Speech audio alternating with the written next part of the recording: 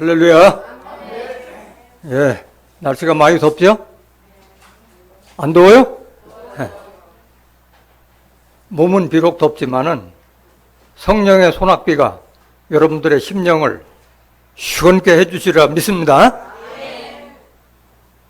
마가복음 7장 9절에 기록되어 있기를 너희가 너희의 유전을 지키려고 하나님의 계명을 잘도 버리는구나 라고 예수님께서 유대인들에게 책망을 하셨습니다. 유전과 전통은 좋은 것이기도 하지만은 신앙에 있어서는 유전과 전통의 신앙은 패망으로 가는 길, 멸망으로 가는 길입니다.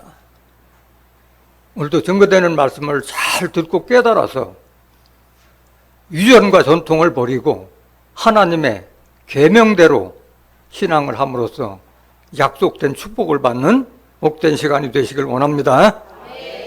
이 시간 허락하신 하나님 말씀은 마태복음 8장 5절부터 13절까지입니다. 봉독해 드리겠습니다. 예수께서 가버나움에 들어가시니 한 백부장이 나와 간구하여 가로되 주여 내 하인이 중풍병으로 집에 누워 몹시 괴로워하나이다. 가라사대 내가 가서 고쳐주리라. 백부장이 대답하여 가로되 주여 내 집에 들어오심을 나는 감당치 못하겠사오니 다만 말씀으로만 하옵소서. 그러면 내 하인이 낫겠삼나이다.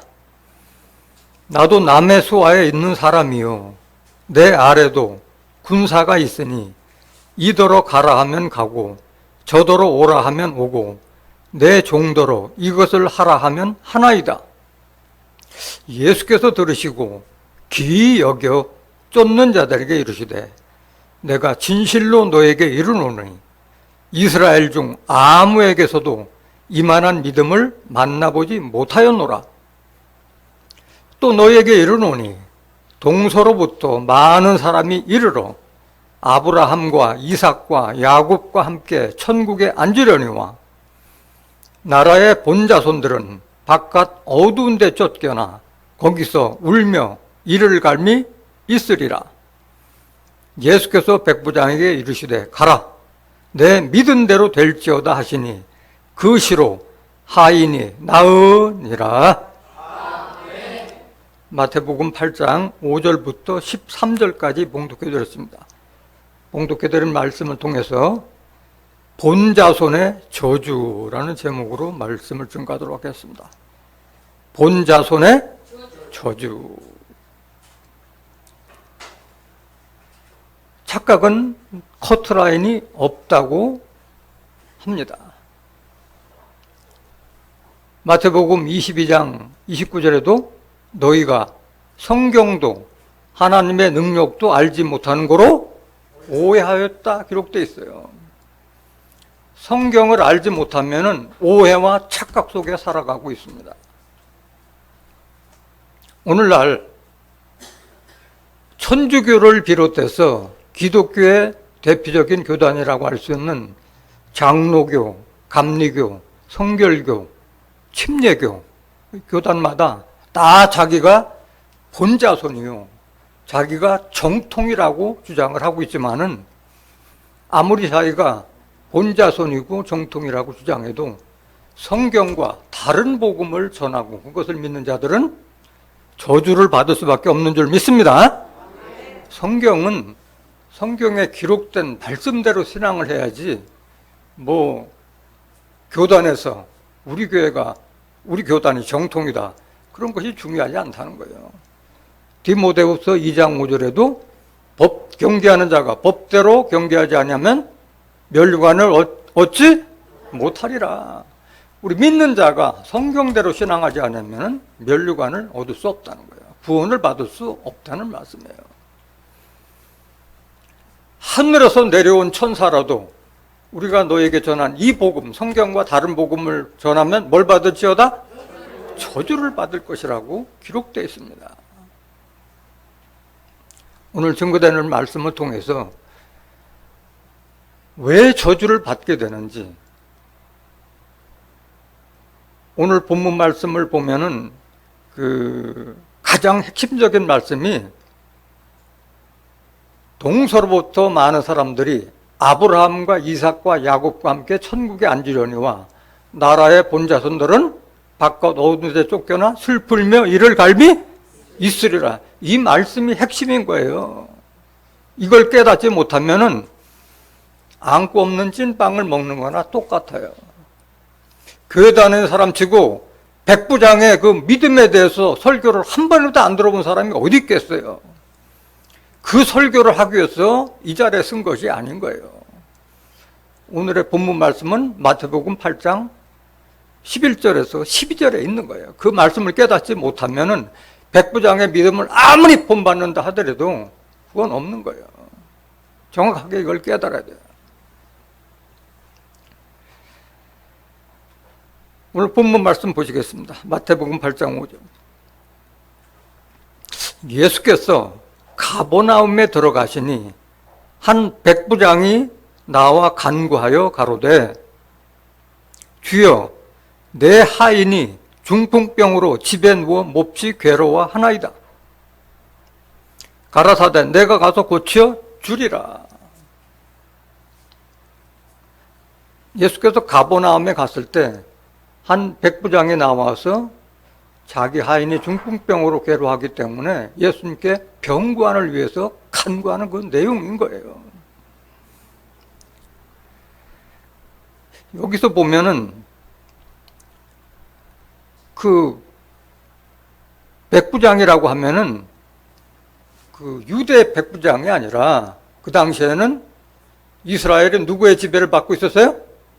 로마의 지배를 받고 있었던 시대이기 때문에 여기 백부장은 로마, 이탈리아의 로마의 백부장이에요. 백부장이면은 어떤 권세냐면은 100명을 지휘하는 지휘관을 말하고 있는 거예요. 우리나라로 말하면은 대위급에 해당되는 그런 장교와 같은 그런 신분을 가진 자예요. 전시에는 중대장이 생사여탈권까지도 가지고 있어요. 명령에 불복하면은 사살까지도 할 수 있는 그런 권한을 가지고 있는 것이 백부장인 거예요. 그런데 이 백부장이 자기 몸을 구하기 위해 또 나온 것도 아니고 자기 하인의 중풍병으로 괴로워하는 그 모습을 보고 예수님께 나와서 간구하고 있는 거예요. 여기서 보여주는 게 뭐예요, 백부장이? 사랑의 극치를 보여주는 거예요. 입장 바꿔 생각해 보세요. 과연 여러분들 몸도 아니고 여러분들 가족, 자식들을 위해서 나온 것도 아니고 자기가 데리고 있는 하인. 그 당시 하인들은 그 주인 마음대로 쓸 수 있는 자들이 하인이잖아요. 그 하인이 중풍병 걸린 걸 보고 예수께 나와서 고쳐달라고 간구하는 것이 아무나 할 수 있는 것이 아닌 거예요. 로마서 13장 8절에서 10절에 기록된 말씀을 보면은 이웃을 사랑하는 자는 율법을 다 이루었느니라. 사랑은 율법의 완성이니라 말씀하셨어요. 뭐 간음하지 말라, 도적질하지 말라, 살인하지 말라, 다른 여러 계명이 있을지라도 이웃을 사랑하는 자는 율법을 다 이루었다고 말씀하셨어요. 그만큼 이 백부장은 예수님이 처음 보는 거잖아요. 백부장도 예수를 처음 보고 예수님도 백부장을 처음 보는 건데 백부장에게 예수님께서 제자들에게 계속 강조했던 것이 뭐예요? 사랑을 강조했는데 사랑을 더 이상 교육시킬 필요가 있어요? 없어요? 없는 사람이었어요. 백부장은 사랑이 뭐다는 것을 다 보여주고 있었어요. 자기 언행으로서.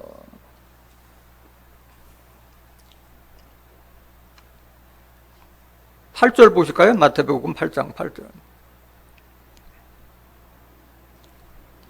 그래서 그렇게 간구했을 때 내가 가서 네 집에 가서 내가 고쳐주리라 했을 때 백부장이 뭐라고 답변하느냐.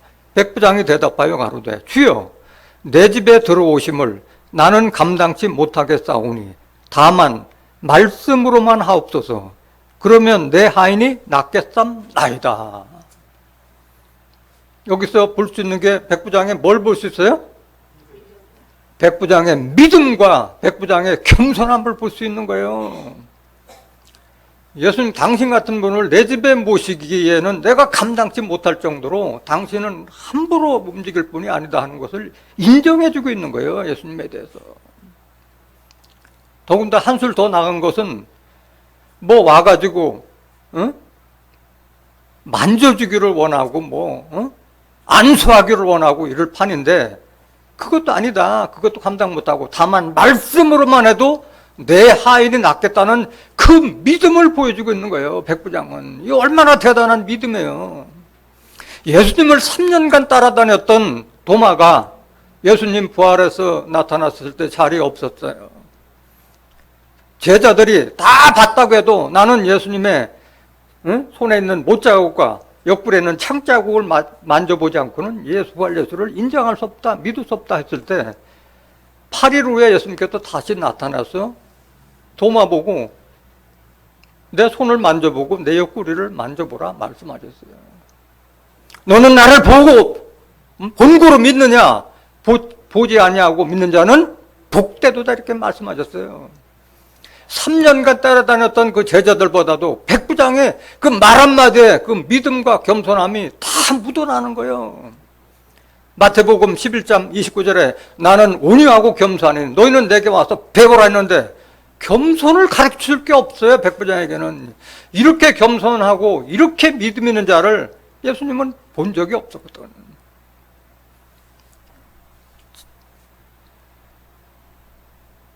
9절 보세요. 나도 남의 수하에 있는 사람이요 내 아래도 군사가 있으니 이더러 가라 하면 가고 저더러 오라 하면 오고 내 정도로 이것을 하라 하면 하나이다. 한마디 한마디 하면 할수록 그 백부장이 참 예수님이 봤을 때는 너무 대단한 거예요. 귀했다고 해서 백부장의 행동 하나하나가 귀하다고 말씀하시잖아요. 이 말은 뭐예요? 나도 남의 수하에 있는 사람이요. 내 위에는 천부장도 있고, 500부장도 있다, 이게. 나도, 내가 군인이기 때문에 내 우르도 많은 상관이 있고, 내 아래도 군사가 있으니, 이도로 가라면 가고, 저도로 오라면 오고, 뭐예요? 상명하복을 철저하게 지키는 내 군인 신분이다. 그러니까 상관이 죽으라 하면 죽는 신용까지도 할 수 있는 그런 마음의 각오가 돼 있는 데인데, 내 정도로 이것을 하라 하면 하나, 이 말의 그 근본적인 뜻은 뭐예요? 내 하인의 중풍병에서 고쳐줄 수만 있다면은 당신은 내 상관과 같아 당신이 무슨 말을 하더라도 내가 따르겠다는 이 말이잖아요. 얼마나 대단한 믿음이에요. 응? 예수님을 그 상관같이 생각하는 거예요. 내 정도로 이것을 하라면 하나이다 말씀하셨잖아요. 이보다 더한 믿음이 어디 있겠어요. 말씀으로만 하옵소서 하는데, 당신이 무엇이든지 시키면은 내 하인을 위해서 내가 다 하겠다는 그 순종한 마음을 볼 수가 있잖아요. 우리가 얼마나 대단한 믿음인 거예요. 10절 보세요. 예수께서 들으시고 기이 여겨 쫓는 자들에게 이르시되 내가 진실로 너에게 이르노니 이스라엘 중 아무에게서도 이만한 믿음을 만나지 못하였노라 말씀하셨어요. 기이 여겼다는 건 뭐예요? 이상하게 생각했다는 거예요. 희한하다. 어떻게 이런 사람이 있을 수가 있느냐 이거예요. 왜? 백부장 정도면은 예수님께 찾아오지 않아도 다른 사람을 시켜서 그 사람 좀 모시고 와라. 그래서 치료할 수 있는 그런 권세를 가진 자인데도 불구하고 직접 하인의 병관을 해서 직접 찾아와서 말씀으로만 해도 낫겠다 말씀하셨고, 무엇이든지 시키면은 시킨 대로 하겠다는 그런 모습을 보고 기이하게 여기지 않을 수가 없는 거예요. 왜 그러냐?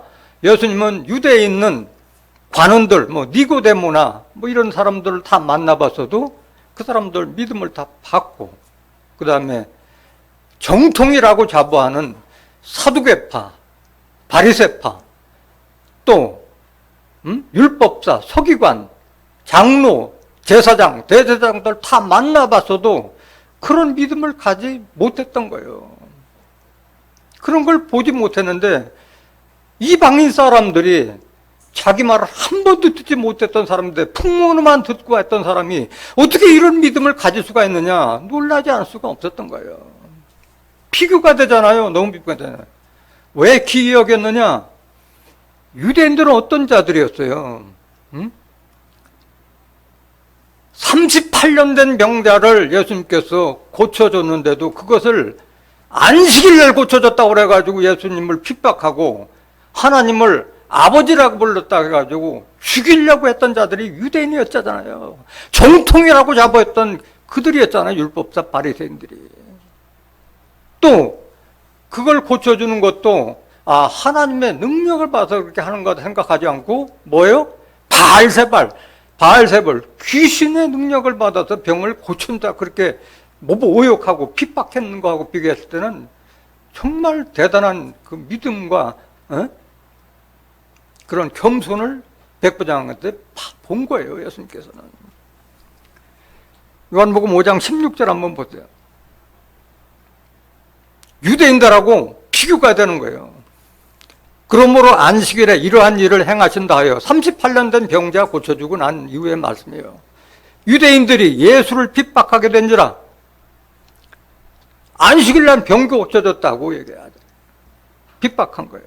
예수께서 저에게 이르시되 내 아버지께서 이제까지 일하시니 나도 일한다 하시매 유대인들이 이를 인하여 예수를 죽이고자 하니 예수를 죽이고자 한 거예요. 안식을 범하고 하나님을 아버지라고 했다가 죽이려고 했던 고정관념에 꽉 사로잡혀서 율법을 조금이라도 어기면은 죽일 생각을 하고 있었어요. 이들은 안식일만 범할 뿐 아니라 하나님을 자기의 친아버지라 하여 자기를 하나님과 동등으로 삼심 이러라, 이런 자들이었던 거예요.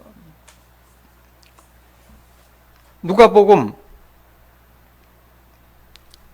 11장 14절 한번 보실까요? 예수께서 한 벙어리 귀신을 쫓아내시니 귀신이 나가매 벙어리가 말하는지라 무리들이 기이 여겼으나 그 중에 더러는 말하기를 저가 귀신의 왕 바알세불을 힘입어 귀신을 쫓아낸다 하고 이렇게 조롱하고 모욕했던 거예요. 예수님께.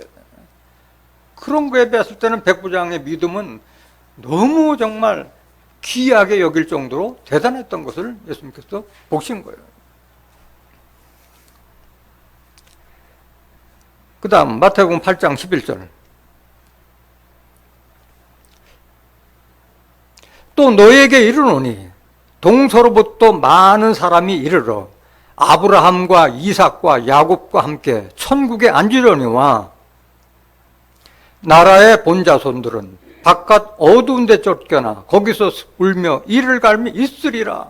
그 백부장에 대해서 얘기하다가 갑자기 이 말씀을 하니까 좀 생뚱맞은 말이 들은 것 같지만은 다 연결이 되는 말씀인 거예요. 이것은 실상의 말씀이에요? 비유의 말씀이에요? 비유의 말씀이잖아요. 비유의 말씀. 실상의 뜻은 뭘 말하고 있는 거예요? 여기 아브라함과 이삭과 야곱은 실상의 말씀은 아브라함은 하나님을 상징하고 이삭은 예수님을 상징하고 야곱은 예수님의 뜻을 이어서 하나님의 뜻을 성취할 종말의 사명자를 상징하고 있는 것인데 그거를 깨닫지 못하면 아무리 본자손이라 하더라도 정통파라 하더라도 천국에 들어간다 못 들어간다? 못 들어간다 그걸 말하는 거예요. 본자손이 아닌 이 백부장과 같이 이방인이라 할지라도 하나님과 예수님을 아는 자들은 천국에 들어갈 것을 지금 간접적으로 이렇게 말씀하고 있는 거예요. 예수님께서 뭐라고 말씀하셨어요? 요한복음 14장 6절에 내가 곧 길이요 진리요 생명이니 나로 말미암지 않고는 아버지께로 올 자가 없느니라 했잖아요. 예수를 알기 전에는 천국에 갈 수가 없는 건데 유대인들은 예수님은 알았어요? 몰랐어요? 몰랐고 영접도 안 하고 믿으려고 안 했다잖아요. 그걸 지금 비유로 얘기하고 있는 거예요. 그러니까 유대인이 아니라 하더라도 그리스도께 속한 자는 다 하나고 다 구원받는다, 그 말씀인 거예요. 갈라디아서 3장 28절 보세요. 너희는 유대인이나 헬라인이나 종이나 자주자나 남자나 여자 없이 다 그리스도 예수 안에서 뭐다? 하나요. 다 하나예요. 유대인들은 자기들만이 하나님께서 택함 받은 선민이라고 자부하고 있었지만은 예수님께서는 그렇게 말씀하지 않으신 거예요. 이건 갈라디아서는 사도 바울이 증거한 말씀이지만은 그리스도에게 속하면 다 하나라고 말씀하신 거예요. 하나님은 온 세계 민족을 한 말씀, 한 혈통으로 모으시고자 하시는 분인 거예요. 스가랴서 8장 7절 한 번 더 보실까요? 스가랴서 8장 7절. 만군의 여호와가 말하노라. 내가 내 백성을 동방에서부터 서방에서부터 구원하여 내고 기록했잖아요. 그러니까 세계 만방의 백성들을 하나님께서 택해서 모으는 것이지 유대인만의 구원이 있다는 것이 아닌 걸 지금 말하고 있는 겁니다.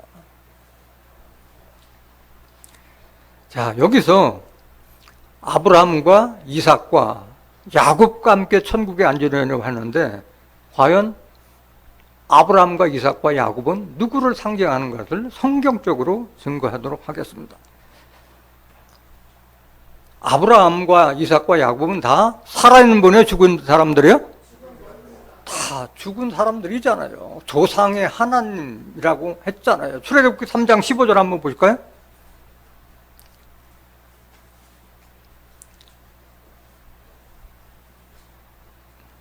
하나님이 또 모세에게 이르시되 너는 이스라엘 자손에게 이같이 이르기를 나는 너희에게 보내신 이는 너희 조상의 하나님 곧 아브라함의 하나님 이삭의 하나님 야곱의 하나님 여호와라 하라. 이는 나의 영원한 이름이요 대대로 기억할 나의 표혼이라.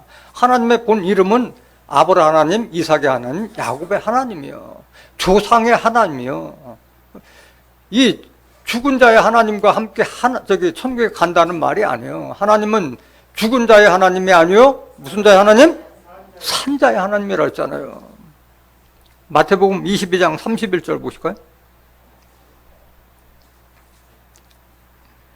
죽은 자의 부활을 의논할진대 하나님이 너에게 말씀하신 바 나는 아브라함의 하나님이요 이삭의 하나님이요 야곱의 하나님이로라 하신 것을 읽어보지 못하였느냐? 하나님은 죽은 자의 하나님이 아니요 산 자의 하나님이시니라 하시니 그 산 자의 하나님이라는 그 뜻이 뭐냐 이거야. 왜 아브라함과 이삭과 야곱과 함께 천국에 들어간다고 말씀하셨느냐? 야곱은 누구를 상징하고 있느냐? 성경적으로 보시겠습니다. 창세기 12장 1절 보세요.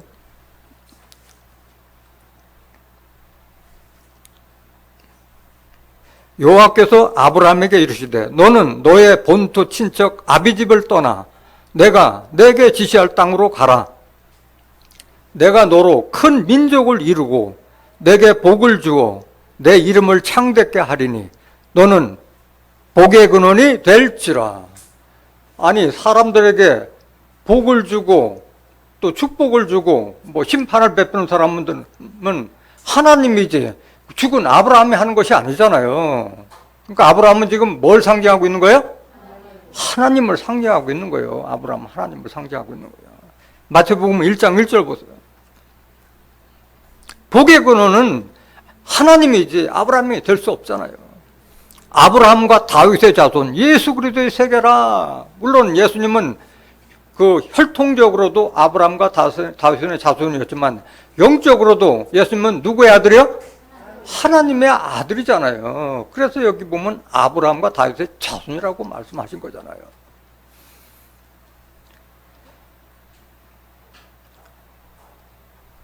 누가복음 16장 20절 한번 보실까요?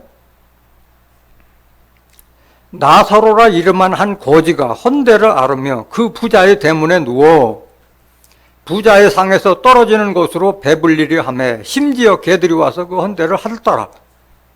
이에 그 거지가 죽어 천사들에게 받들려 누구의 품에 들어가고? 아브라함의 품에 들어가고, 부자도 죽어 장사되며, 아니 천사들에게 받들려서 뭐 죽은 아브라함 품에 들어간다. 말이 돼야 안 돼요? 아니잖아요. 아브라함은 누굴 상징하는 거예요? 하나님 품에 들어갔다는 것을 아브라함을 빙자하고 있잖아요. 계속 보세요. 23절. 저가 음부에서 고통 중에 눈을 들어 멀리 아브라함과 그의 품에 있는 나사로를 보고 불러 가로되 아버지 아브라함이요 나를 긍휼히 여기사 나사로를 보내요. 그 손가락 끝에 물을 찌고 내 혀를 서늘하게 하소서. 내가 이 불꽃 가운데서 고민하나이다. 아브라함이 무슨 그런 권세가 있어요. 지금 하나님께 부탁하는 거잖아. 하나님께. 그래서 아브라함은 누굴 상징한다? 하나님을 상징한다. 그 다음에 아브라함과 이삭과 야곱과 함께 천국 간다. 이삭은 그렇다면 누굴 상징하는 거예요? 육신적으로 아브라함의 아들이 누구예요? 이삭이잖아요. 이삭. 그 다음에 하나님의 아들은 누구예요? 예수님이잖아요. 예수님. 예수님의 탄생과 그 다음에 아브라함의 아들 이삭의 탄생이 흡사한 점이 너무나도 많잖아요. 지금 시간 관계는 다 설명드릴 수가 없고, 로마서 9장 7절 한번 보세요. 또한 아브라함의 씨가 다 그 자녀가 아니라 오직 이삭으로부터 난 자라야 내 씨라 칭하리라 하셨으니. 아브라함의 씨가 많았어요? 적었어요? 많았잖아요. 이스마엘 자손도 있었고 이삭으로부터 난 자들도 많았잖아요. 근데 그 아들로 취급하지 않고 오직 이삭으로부터 난 자야 네 씨라 칭하셨다고 그랬는데, 갈라디아서는 조금 다르게 기록됐어요. 여기는 이삭으로 난 자야 내 씨라 칭하리라고 적었지만은 아브라함 자손이 아무리 많다 하더라도 그 자손은 오직 하나, 그리스도 하나라고 말씀하셨어요. 갈라디아서 3장 16절 보세요. 이 약속들은 아브라함과 그 자손들에게 말씀하신 것인데 여럿을 가리켜 그 자손들이라 하지 아니하시고 오직 하나를 가리켜 네 자손이라 하셨으니 누구라? 그리스도만이 아브라함의 자손이요 씨라고 하신 거예요. 그러니까 이삭은 누굴 상징한 거예요? 예수님을 상징하고 있다는 걸 알 수 있는 줄 믿습니다. 그 사람들이 여기까지는 알아요. 누구하고 천국 가냐면 하나님과 예수님과 함께 간다는 건 아는데, 야곱에 대해서는 알아요? 몰라요? 몰라요. 알려고도 하지 않고 예수님과 하나님과 예수님 외에는 생각지도 않아요. 들어본 적도 없었으니까 야곱과 함께 천국 간다는 얘기는 생각을 안 하고 있는 거예요. 야곱은 어떤 자였느냐? 로마서 9장 10절 보세요. 이뿐 아니라 또한 리브가가 우리 조상 이삭 한 사람으로 말미암아 잉태하는데, 리브가는 이삭의 아내였잖아요. 11절. 그 자식들이 아직 나지도 아니하고 무슨 선이나 악을 행하지 아니한 때에, 뱃속에 있을 때에 택하심을 따라 되는 하나님의 뜻이 행위로 말미암지 않고 오직 부르시는 이에게로 말미암아 서게 하려 하사 리브가에게 이르시되 큰 자가 어린 자를 섬기리라 하셨나니, 뱃속에 있을 때부터 이미 큰 자가 어린 자를 섬기리라는 그 축복을 받았잖아요. 13절. 기록된 바 내가 야곱은 사랑하고 에서는 미워하였다 하심과 같으니라. 그러니까 잘나고 못나고 누구한테 달린 거예요? 하나님께 달린 거예요. 사무엘상 2장 6절부터 8절에 기록된 말씀까지 하나님은 죽이기도 하고 살리기도 하시고 높이기도 하시고 낮추기도 하시고 부하게도 하시고 가난하게도 하시는 분이 하나님인 거예요. 뱃속에 있을 때부터 무슨 선이나 악을 행하기 전에 큰 자가 작은 자를 섬기라는 그 예언을 받고 난 자가 야곱인 거예요. 야곱.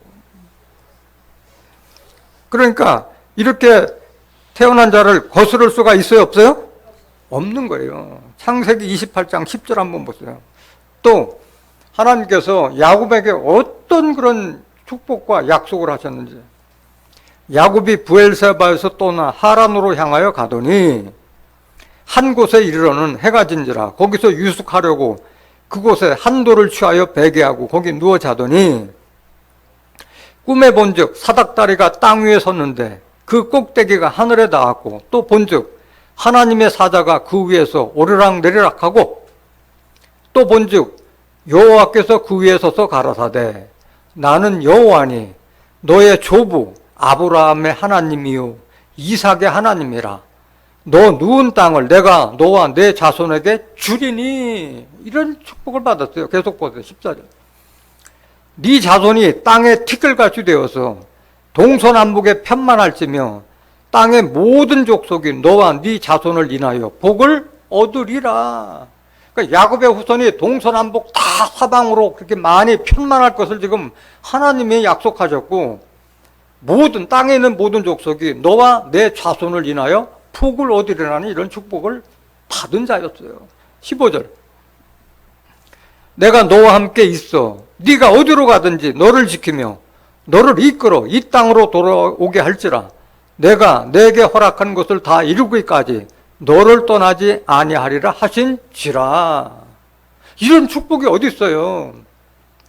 조부 아브라함과 이삭에게 약속하셨던 축복을 다 야곱이 이루게 하시고, 어디를 가든 내가 너를 지켜주신다고 말씀하셨고, 하나님께서 허락하신 것을 다 이루기까지 하나님께서 너를 떠나지 않고 지켜주겠다는 이런 축복을 받은 자가 바로 야곱인 거예요. 그러니까 하나님의 뜻은 야곱으로 인해서 다 성취가 되는 거예요. 야곱으로 인해서. 육신의 예수님이 우리를 천국까지 인도하지 못했잖아요. 천국 갈 수 있는 길을 예비하기 위해서 십자가 지시고 그 길을, 천국 길을 열어놓으셨던 거잖아요. 그 사명을 완수하는 것은 야곱을 위해서, 영적 야곱을 통해서 이루어지는 거예요. 그 야곱이 그 형 에서를 만나러 가기 위해서 야복강 나루에서 하나님의 사람, 천사와 씨름해서 환두뼈가 위골되면서까지도 내가 복을 주지 않으면 내가 놔주지 않겠다 해서 이기고 나서 축복을 받았잖아요. 이스라엘이라는 새 이름을 받게 됐잖아요. 그 말씀 한번 보실까요? 창세기 32장 28절. 그 사람이 가로되 내 이름을 다시는 야곱이라 부를 것이 아니요 이스라엘이라 부를 것이니 이는 내가 하나님의 사람으로 더불어 괴로워 이겼음이니라. 그 야곱은 이스라엘이라는 새 이름을 받은 자였던 거예요. 이것은 종말에 다시 계시록에 가서 이런 역사가 다시 등장하고 있는 거예요. 계시록 2장 26절 보세요. 이기는 자와 끝까지 내 일을 지키는 그에게 만국을 다스리는 권세를 주리니. 이기는 자라는 것은 요한일서 5장 5절에 예수께서 그리스도이심을 믿는 자가 아니면은 이기는 자가 누구뇨 했기 때문에 이기는 자는 예수요, 예수를 믿는 자요?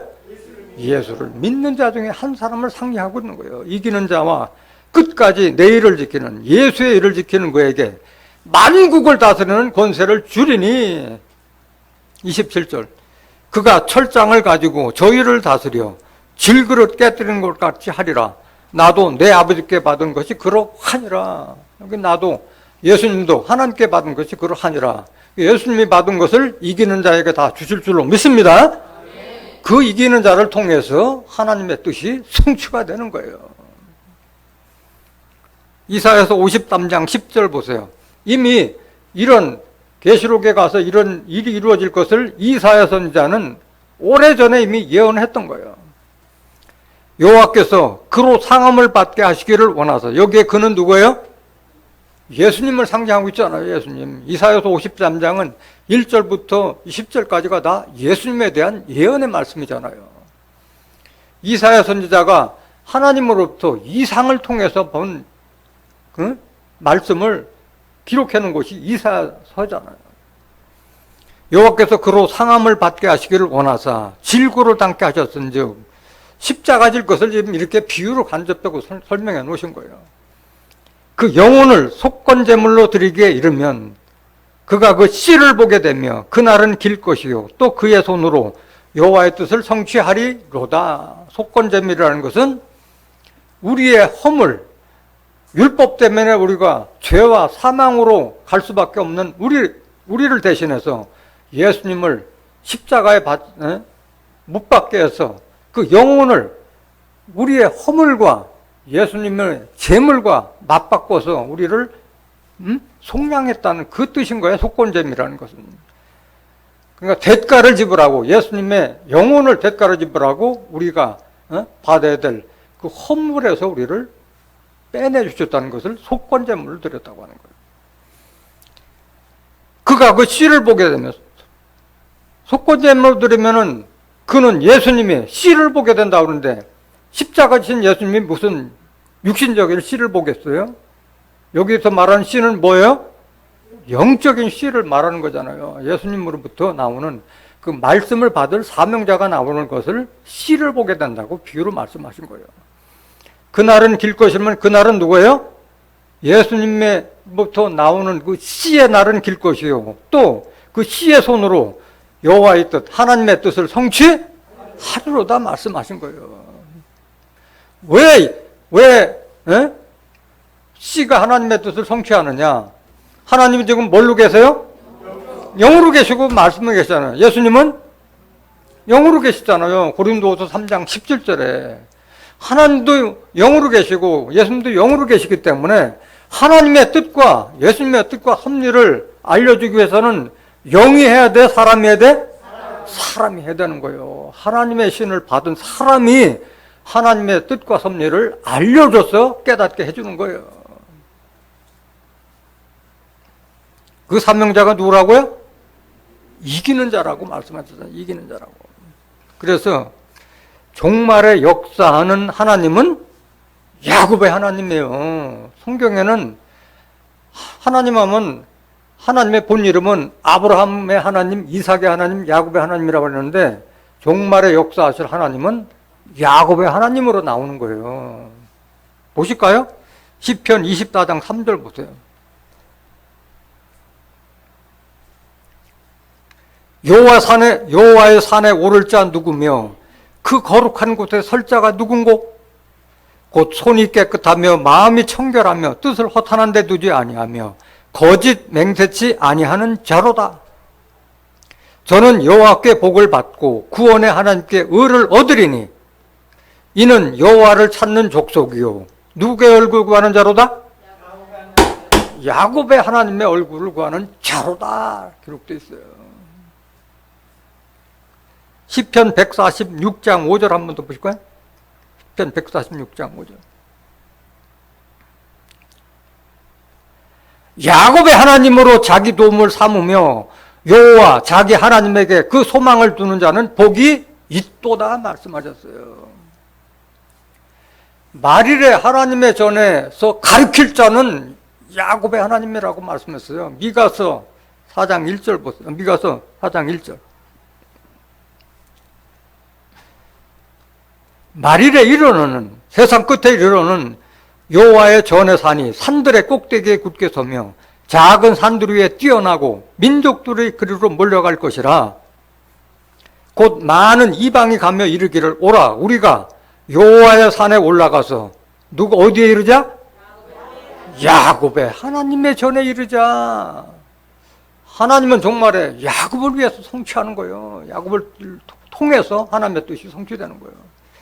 그가 그 도로 우리에게 가르치죠. 여기 그는 야곱을 상징하고 있는 거잖아요. 야곱이 그 도로 우리에게 가르치실 것이라. 우리가 그 길로 행하리라 하리니 이는 율법이 시온에서 나올 것이요 여호와의 말씀이 예루살렘에서 나올 것임이라. 여기 시온과 예루살렘은 저 중동 땅 시온과 예루살렘을 말하는 것이 아니라 스가랴서 8장 3절에 내가 시온에 돌아왔은즉 예루살렘 가운데 거하리니 예루살렘은 진리의 성읍이라. 진리의 말씀, 하나님의 말씀으로 울타리를 삼은 그 교회를 가르쳐 시온, 예루살렘이라 한 줄 믿습니다. 그래서 천국은 하나님과 예수님과 영적 야곱과 함께 천국에 들어갈 수 있는 줄 믿습니다. 근데 유대인들 같은 경우는 예수도 영접하지 않는 자들이 어떻게 야곱을 알겠어요? 예수님도 믿지 못하는 자들이 어떻게 이 천국 비밀을 알겠느냐고. 예수님이 내가 곧 길이요 진리요 생명이니 나로 말미암지 않고는 아버지께로 올 자가 없다고 했는데도 받아들이지 않았잖아요. 그래서 나라의 본자손들은 바깥 어두운 데 쫓겨나 슬피 울며 이를 갈미 있으라 그랬잖아요. 마태복음 8장 12절 보세요. 나라의 본자손들은 바깥 어두운 데 쫓겨나 거기서 울며 이를 갈미 있으리라. 예수님은 그 정통이라고 자부하는 바리새파, 사두개파 이런 자들에게서 저주를 다 퍼붓잖아요. 유대인들이 예수를 영접하지 않았기 때문에 다 그런 저주를 받은 거예요. 예수님께. 어떤 저주를 내리셨느냐. 마태복음 23장 13절 보세요. 7번에 걸쳐서 저주를 퍼붓어요. 예수님께서. 육서를 퍼붓어요. 이 독사 이 새끼들아, 너희가 어떻게 지옥의 판결을 피하겠느냐고 독서를 퍼부신 거예요. 화 있을진저 외식하는 서기관들과 바리새인들이요. 그 법을 가르치는 서기관들과 바리새파 이런 자들에게서 화 있을 것이라고 말씀하신 거예요. 외식하는, 그러니까 거칠에만 하는 자들, 하나님을 믿는다고 하면서도 행함은 하나도 옳은 것이 없는 자들을 가르쳐서 예수님은 저주를 한 거예요. 어떻게 저주했느냐. 너희는 천국문을 사람들 앞에서 닫고 너희도 들어가지 않고 들어가려 하는 자도 들어가지 못하게 하노다. 이런 자들이 바로 율법사, 바리새파, 사두개파라는 거예요. 그래서 제자들에게도 사두개인들과 바리새인들의 누룩을 주의하라고 했잖아요. 그들의 교훈의 말씀을 듣지 말라고 말씀하신 거잖아요. 예수님께서. 15절 보세요. 천국문을 닫는 그런 나쁜 자들이 어디 있어요? 화일수진저 외식하는 서기관들과 바리새인들이여, 너희는 교인 하나를 얻기 위하여 바다와 육지를 두루 다니다가 생기면 너희보다 배나 더 지옥 자식이 되게 하는 도다. 이런 자들이 바로 바리새인들, 서기관, 율법사 이런 자들이 있었던 거예요.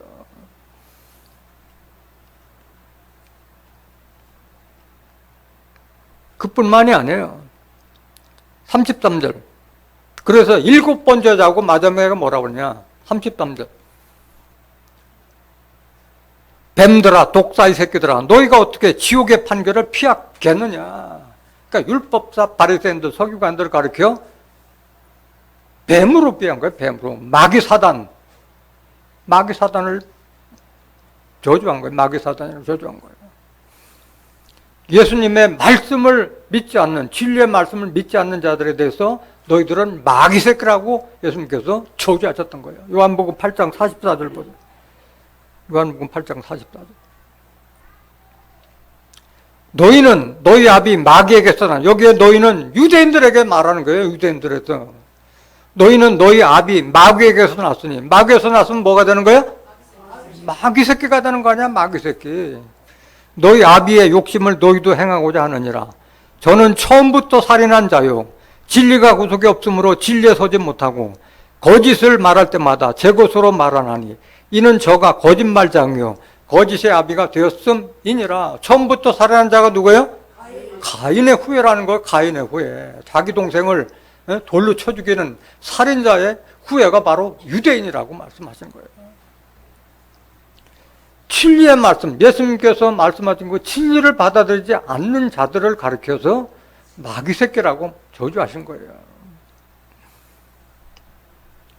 그래서 이런 자들을 가르쳐 모압과 같다고 지금 비유하고 있는 거예요. 모압과 같다고. 에레미야 48장 11절 보세요. 모압은 예로부터 평안하고 포로도 되지 아니하였으므로 마치 술에 그 찢기 위에 있고 이 그릇에도 저 그릇으로 옮기지 않음 같아서 그 맛이 남아있고 냄새가 변치 아니하였도다. 모압은 그 롯이 자기 맞다라고 부정한 관계를 맺어서 낳은 자식이 모압 족속이 된 거잖아요. 마지막에 이스라엘 족속이 가나안 땅에 들어갈 때 마지막 막고 있던 그 족속이 모압 족속이었잖아요. 그들은 강대에서 누구의 포로도 되지 않았어요. 그렇기 때문에 그 교만이 꽉 찼던 자리였던 거예요. 그래서 그 교만을 마치 그 술병에 보면 막걸리가 보면은 그 찌기가 있잖아요. 이 그릇을 저 그릇으로 옮기면은 맑게 이렇게 바뀌는데 그거를 옮기지 않으니까 그 찌기가 그대로 있잖아요. 흔들어 버리면 그냥 색깔이 다 바뀔 정도로 그걸 지금 말하고 있는 거예요. 그만큼 모압 족속은 교만과 그 찌꺼기 같은 그런 더러움이, 영적인 더러움이 남아있는 것을 지금 그렇게 비유로 이렇게 말씀하고 계시는 거예요. 마치 술에 찌기에 있고 이 그릇에서 저거로 옮기지 않은 것 같아서 그 맛이 남아있고 냄새가 난다는 거예요. 몇 마디 대화해보면은 냄새가 나잖아요. 다. 12절 보세요. 그러므로 나 여호와가 말하노라. 날이 이르리니 내가 그 그릇을 기울일 자를 보낼 것이라. 그들이 기울여서 그 그릇을 비게 하고 그 병을 부수리니. 그러니까 하나님께서 때가 되면은 내가 그 그릇, 그 찌꺼기 같은 걸 다 비울 수 있는 사명자를 보내겠다는 거잖아요. 그 그릇을 기울일 자를 보낼 것이라. 기울여서 그릇을 비게 하지 않으면 그 병을 깨뜨려가지고 부수겠다는 거예요. 그 정통이라고 하는 또 본자손이라고 하는 그것을 다 깨뜨려 버리겠다는 거예요. 본자손이라 하지만 그들은 율법에 쪄들어가지고 예수님을 영접하지 않았잖아요. 그들이 저주받은 것처럼 지금 모압을 빙자해서 그 말씀을 하고 있는 거예요. 13절 보세요. 이스라엘 집이 베델을 의뢰함으로 수치를 당한 것 같이 모압이 그못으로 인하여 수치를 당하리로다. 베델 그못은 다 우상신을 상징하고 있는 거잖아요. 잘 알지도 못하면서 진리를 거부하는 자들을 이렇게 모압 족속과 같이 비유해서 말씀하신 거예요. 29절 보세요. 예레미야 48장 29절. 우리가 모압의 교만을 드러나니 심한 교만 곧 그 자고와 오만과 자긍과 그 마음의 거만 이로다. 그러니까 스스로 자기를 높이고 오만, 자긍, 거만 이런 것이 꽉 차 있는 자들이 바로 모압 족속과 같이 율법사, 바리새파 또는 사두개파 이런 유대인들이 그랬다는 것을 지금 비유하고 있는 거예요. 마치 모압 족속과 같다는 거예요. 오늘날 현대판 율법사, 바리새파 같은 자들이 있다는 거예요. 천주교는 자기가 큰 집이요. 기독교는 우리부터 분리돼 나갔다고 큰 집이라고 자부하고 정통이라고 자부하고 장로교는 장로교대로, 감리교는 감리교대로, 성결교는 성결교대로, 침례교는 침례교대로, 그 외에 또 우죽순으로 신흥교단이 얼마나 많아요. 다 본자손이라고 자부하고 있잖아요. 그런데 아무리 자기들이 본자손이라 하더라도 성경과 다른 복음을 전하면 뭘 받아요? 저주를 받는다고 그랬잖아요. 저주를 받는다. 왜 이들이 저주를 받을 수밖에 없는가에 대해서 성경적으로 말씀을 드리겠습니다. 오늘날 천주교를 비롯해서 기독교의 주요 교단이 다 예수 믿고 죽으면은 어디 갔다 그래요? 천국 갔다. 또 믿지 않고 죽은 자들은 지옥 갔다 말씀하셨는데 성경에 그런 구절이 없어요. 성경하고 너무나 벗어난 교리를 증거하고 있는 거예요. 아직 순교자들도 지금 부활하지 못하고 피의 신원을 호소하고 있는데 죽은 자들이 천국 갔다고 하는 것은 성경과 다른 복음을 전한 자들인 거예요. 계시록 6장 9절 보세요.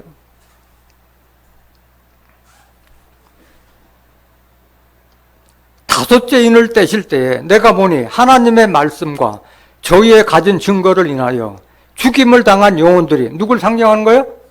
순교자들이잖아요. 하나님의 말씀과 저희의 가진 증거를 인하여 죽임을 당한 영혼이잖아요. 자기가 죽은 게 아니라 다섯째인이라고 하는 것은 계시록에는 7인의 심판이 있잖아요. 그 7인 안에 7 나팔을 심판이 들어있고 7 나팔 심판 안에 7 대접의 심판이 기록되어 있잖아요. 그런데 다섯째 인을 떼실 때까지도, 아직 첫째 인도 떼지도 않았는데 다섯째 인을 뗄 때까지 순교자의 영혼들은 뭐 하는 걸 보세요. 10절 보세요.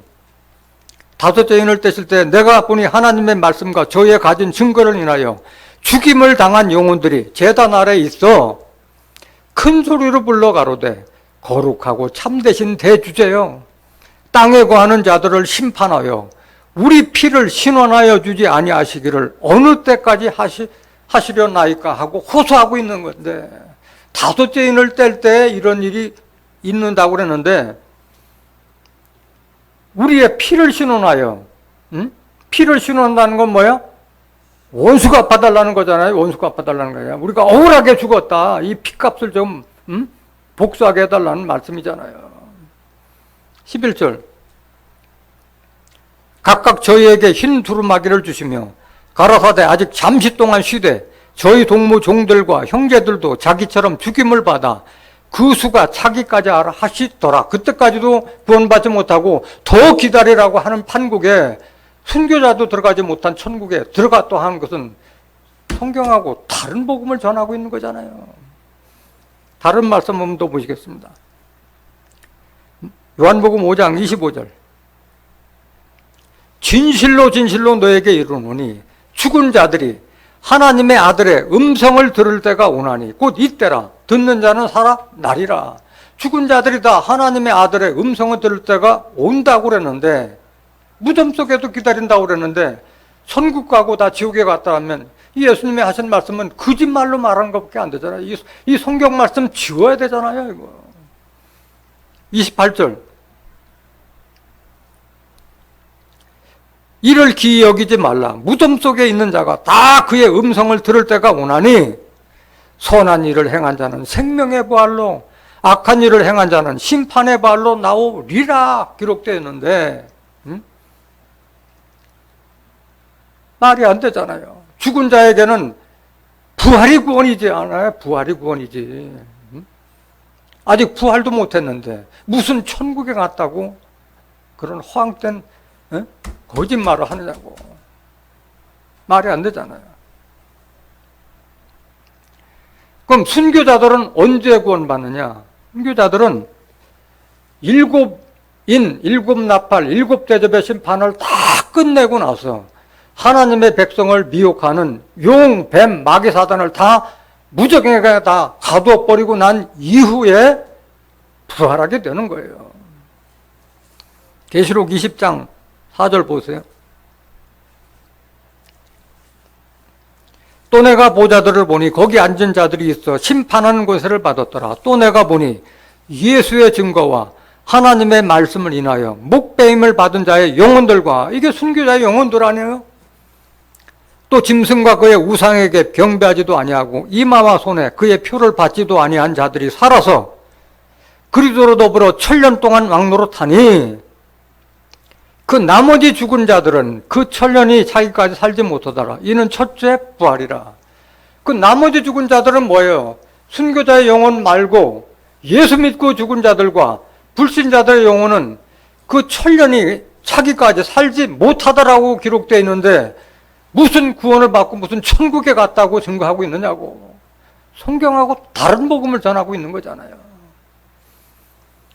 이 나머지 죽은 자들은 언제 부활하느냐? 1000년 끝나고 나면 부활하는 거예요. 1000년이 끝나고 나면. 12절 보세요. 계시록 20장 12절. 또 내가 보니 죽은 자들이 물 온 데서 하고 그 보좌 앞에 섰는데 책들이 펴있고 또 다른 책이 펴졌으니 곧 생명책이라. 죽은 자들이 자기 행위를 따라 책들에 기록된 대로 심판을 받으니, 죽은 영혼들도 다시 심판을 받는데 무슨 천국에 갔다고 그런 헛된 말을 하고 있느냐고. 성경에도 없는 말을. 죽은 영혼들도 다 심판을 받고 다시 영혼도 불못에 들어가는 그런 심판도 남아있는데 무슨 천국에 갔다고 그런 허황된 말을 하고 있느냐고. 23절 보세요. 바다가 그 가운데서 죽은 자를 내어주고 또 사망과 음부도 그 가운데서 죽은 자들을 내어주매 각 사람이 자기의 행위대로 심판을 받고.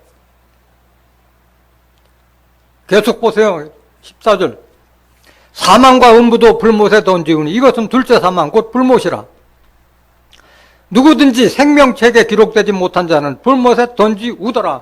생명책에 기록되지 못한 자들은 그 영혼마저도 불못에 던지우리라고 예언되어 있는데 어떻게 예수 믿고 죽은 자들이 다 천국에 들어갔다고 그렇게 황당한 거짓말을 할 수가 있는지 아니에요.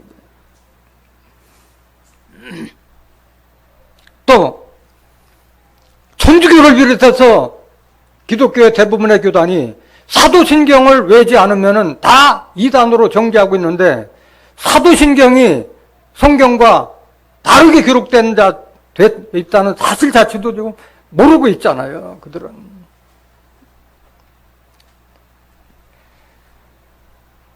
뭘 모르냐. 사도신경에 보면 그 외아들 예수 그리스도 기록된데 예수님은 외아들로 나셨어요? 맏아들로 나셨어요? 맏아들로 나셨어요. 육신적으로도 맏아들로 나셨고 영적으로도 맏아들로 나셨고 동생들이 남동생이 4명, 여동생이 2명 이상이 있는데 왜 사도신경에 외아들이라고 하는 그 말을 믿고 그거를 맹목적으로 따라하냐고. 말이 안 되잖아요. 맏아들로 나셨습니다. 누가복음 2장 4절 보세요. 요셉도 다윗의 집 족속인 고로 갈릴리 나사렛 동네에서 유대로 향하여 베들레헴이라 하는 다윗의 동네로 그 정혼한 마리아와 함께 호적하러 올라가니 마리아가 이미 잉태되었더라. 거기 있을 때 그때 해산할 날이 차서 맏아들을 낳아. 몰라? 맏아들을 낳아 강보로 싸서 구유에 뉘었으니 이는 사관에 있을 곳이 없음 이러라. 맏아들을 낳은 거예요.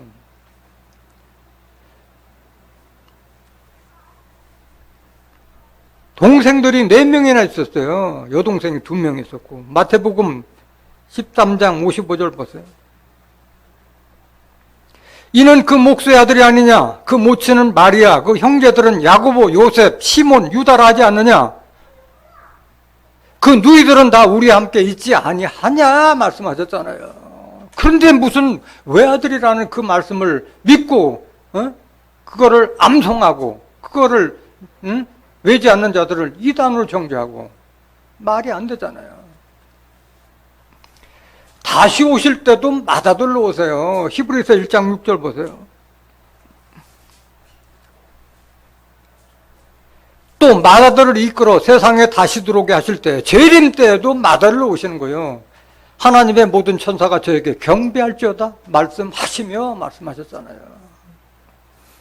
또 사도신경에 보면은 저리로서 산자와 죽은 자를 심판하러 오시라고 그러는데 예수님은 당신의 입으로 나는 내 말을 믿지 않아도 심판하지 않겠다고 하셨는데 예수님이 심판하겠다는 그런 거짓말을 그걸 믿고 그걸 아멘하고 순종하고 있잖아요.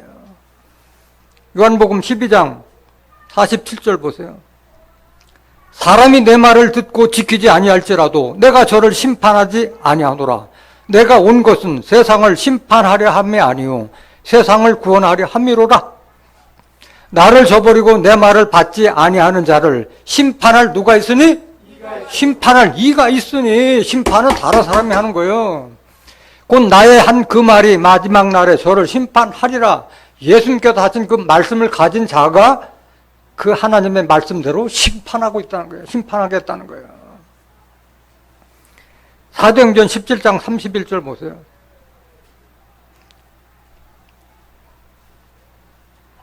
이는 정하신 사람으로 하여금 천하를 공의로 심판하를 작정하시고 하잖아요.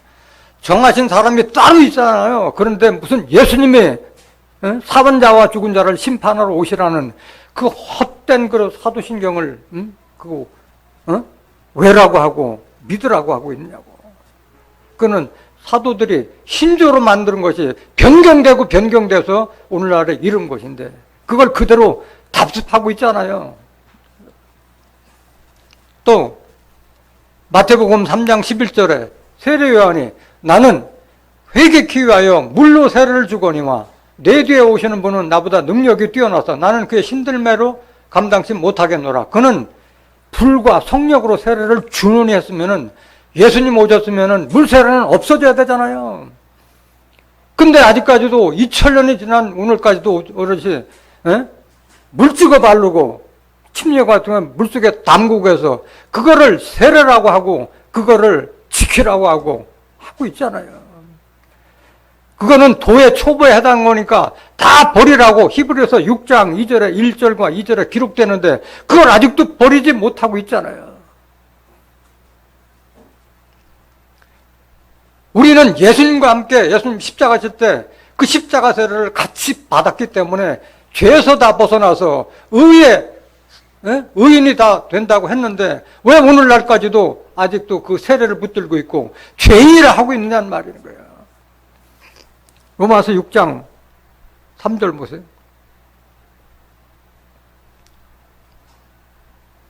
무릇 그리도 예수와 합하여 세례를 받은 우리는 그의 죽으심과 합하여 세례받은 줄을 알지 못하느냐? 이걸 알지 못하는 거예요. 예수님 십자가 질 때 다시 세례받았다는 걸 알지 못하는 거예요. 4절. 그러므로 우리가 그의 죽으심과 합하여 세례를 받음으로 그와 함께 장사되었나니 이는 아버지의 영광으로 말미암아 그리스도를 죽은 자 가운데서 살리심과 같이 우리로 또한 새 생명 가운데서 행하게 하려 함이라. 만일 우리가 그의 죽으심을 본받아 연합한 자가 되었으면 또한 그의 부활을 본받아 연합한 자가 되리라. 우리가 알거니와 우리 옛사람이 예수와 함께 십자가에 못 박힌 것은 죄의 몸이 멸하여 다시는 우리가 죄에게 종로로 타지 아니하려 함이니 이는 죽은 자가 죄에서 벗어나 의롭다 하심을 얻었음이라 했는데 이걸 알지 못하고 왜 죄인이라 하고 있느냐 이거예요. 로마서 8장 1절 보세요. 그러므로 이제 그래도 예수 안에 있는 자에게는 결코 정죄함이 없나니 이는 그리도 예수 안에 있는 생명의 성령의 법이 죄와 사망의 법에서 너를 해방하였음이라. 죄와 사망의 법이 뭐예요? 율법에서 우리를 해방했기 때문에 다시는 우리가 죄인이 아니고 죄를 위하여서 제사 드릴 것이 없다고 그러는데 왜 그 제사를 계속 날마다 드리느냐고 하고 있느냐고. 히브리서 7장 27절에 그런 제사, 죄를 위한 제사를 다시 드리지 말라고 그랬잖아요. 세례라고 하는 것은 물 찍어 발라서 우리가 깨끗해지는 것이 아니라 베드로전서 3장 21절에 세례라는 것은 우리의 선한 양심이 하나님을 향해 찾아가는 것이라고 기록되어 있잖아요. 말씀을 듣고 내가 잘못된 마음을 바꾸는 것이 그게 진정 세례예요. 물 찍어 바르는 것이 세례가 아니에요.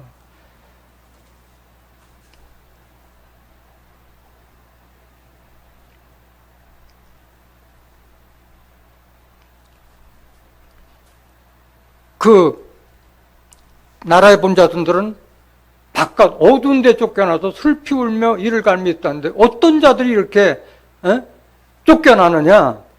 열매 맺지 못하는 자, 신앙의 옷을 입지 못하는 자들이 다 쫓겨나는 거예요. 마태복음 13장 41절 보세요.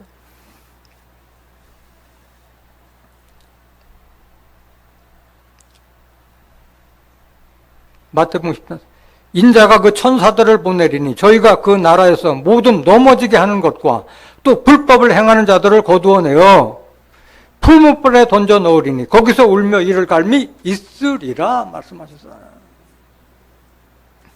불법을 행하는 자들, 진리를 받지 않는 자들이 이런 심판을 받게 되는 거예요. 마태복음 22장 11절 보세요. 임금이 그 손을 보러 들어올 때 거기서 예복을 입지 않은 한 사람을 보고 가로되 친구여 어찌하여 예복을 입지 않고 여기 들어왔느냐 하니 저가 유구무원 이건을 임금이 사람들에게 말하되 그 수족을 결박하여 바깥 어둠에 내어 던지라 거기서 슬피 울며 이를 갈미 있으리라 하니라. 혼인잔치 들어갈 때는 예복을 입어야 되시 우리가 천국 가기 위해서는 하나님의 말씀, 그리스도의 말씀으로 전신갑주해야만 들어갈 수 있는 줄 믿습니다. 예수님께서 십자가 지시고 난 후에 예수님의 겉옷은 군병들이 다 나눠서 갖고 속옷은 제비 뽑아서 한 지파가 가져갔다고 그랬잖아요. 이 비유의 말씀이잖아요. 요한복음 19장 23절 보세요. 군병들이 예수를 십자가에 못 박고 그의 옷을 취하여 네 깃에 나눠 각각 한 개씩 얻고 속옷도 취하니 이 속옷은 호지 않고 위에서부터 통으로 짠 것이라. 이건 뭘 말하는 거예요? 옷이라고 하는 것은 그 사람의 신분과 사명을 상징하는 거잖아요. 아니, 예수님이 십자가에 못 박혀 돌아가시는 그 피 흘린 옷이 뭐가 좋다고 가져가요? 이것은 비유의 말씀을 상징하고 있는 거잖아요. 예수님께서 다 비유로 말씀하셨는데 그거를 다 이 지파 저 지파가 다 나눠가지고 사방팔방으로 다 찢어진 거예요. 천주교, 장로교, 감리교, 성결교, 침례교, 뭐 순복음 다 사방팔방으로 교도소는 다 찢겨 나간 거예요. 그 장로교나 뭐 감리교 보면 그거를 창시한 창시자가 있잖아요. 예수님 이후에 다 자기가 성경을 그릇되게 해석해서 다 자기 교단을 만들고 한 것이지 예수님께서 무슨 다 만들려고 오신 분이 아니잖아요. 그러니까 비유의 말씀은 다 이리저리 다 갈기가 다 찢겨놓은 거예요. 우리가 입어야 될 옷은 후지 않고 통으로 짜는 옷을 입어야 된다는 거예요. 창세기부터 계시록까지 하나님의 뜻과 섭리의 말씀을 온전히 옷 입으라는 그 말씀인 거예요. 그걸 입어야 되는 거예요. 갈라디아서 3장 27절. 누구든지 그리스도와 합하여 세례를 받은 자는 그리스도로 옷 입었느니라. 예수와 함께 십자가를 졌다는 사실을 아는 자만이 이 그리스도로 옷 입을 수 있는 줄 믿습니다. 말씀의 옷을 상징하고 있는 거예요. 요한복음 19장 24절 다시 한번 보세요. 요한복음 19장 24절. 군병들이 서로 말하되 이것을 찢지 말고 누가 얻나 제비 뽑자 하니 이는 성경에 저희가 내 옷을 나누고 내 옷을 제비 뽑나이다 한 것을 응하게 하려 함이로라. 군병들은 이런 일을 하고 그랬잖아요. 그래서 우리는 예수님의 속옷, 비유의 말씀이 아니라 실상의 말씀으로 전신갑주해야 할 줄로 믿습니다. 이것을 말하고 있는 거예요. 이 옷을 입으라는 거예요. 마지막 구절 마태복음 8장 13절. 예수께서 백부장에게 이르시되 가라 내 믿은 대로 될지어다 하시니 그 시로 하인이 나으니라. 백부장의 그 믿음, 백부장의 겸손, 언행 한마디 한마디 그 됨됨이가 이스라엘 사람보다 뛰어나기 때문에 네 믿은 대로 될지어다 다 이루어진 거예요. 믿음이라는 게 뭐야? 히브리서 11장 1절에 믿음의 본질은 믿음은 바라는 것들의 실상이요 보지 못한 것의 증거라고 말씀하셨잖아요. 예수님을 한 번도 본 적이 없었지만은 예수님을 절대적으로 믿었던 그 믿은 대로 예수님의 하인이 난 줄 믿습니다. 비록 예수님에게 직접 말씀을 듣지 않았지만은 요한복음 15장 7절에 보면 너희가 내 안에 내 말이 너희 안에 거하면 무엇든지 원하는 대로 구하라. 그럼 다 이루리라. 다 여러분들의 믿은 대로 다 보상받게 될 줄 믿습니다. 오늘 본문 말씀을 통해서 천국은 혼자 가는 것이 아니요 아브라함과 이삭과 야곱을 빙자한 하나님과 예수님과 종말의 사명자 영적 야곱과 함께 갈 수가 있고 또 본자손이라고 하는 자들이 성경과 다른 말씀을 전하고 그것을 믿는 자들은 다 저주받는다는 것을 깨닫고 그들을 진리의 말씀으로 인도하는 참된 전도자들이 되시기를 예수님의 이름으로 간절히 축원합니다. 말씀 마치겠습니다.